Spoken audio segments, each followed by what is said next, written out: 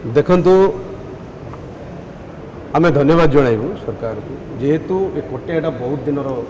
issue बारंबार गणमाध्यम प्रकाश होता आंध्र सब बेले कब्जा कर आसला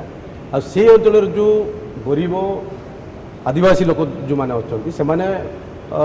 ना आंध्र हो पार्थे ना ओडिशा रही पार्थे किंतु से होती प्रकृत में आम ओडिशावासी ओडिशा कोरापुट जिले में से अवस्थित निश्चित भाव में जो झिकाटणा भितर से डेभलप हो पार नाला आम तो आशा करूँ निश्चित भाव में जो कमिटी कर धन्यवाद जनाऊँ से कमिटी माध्यम से अंचल उन्नति हो सेठिकार डंगरिया कंद मान जो अच्छा विभिन्न प्रकार आदिवासी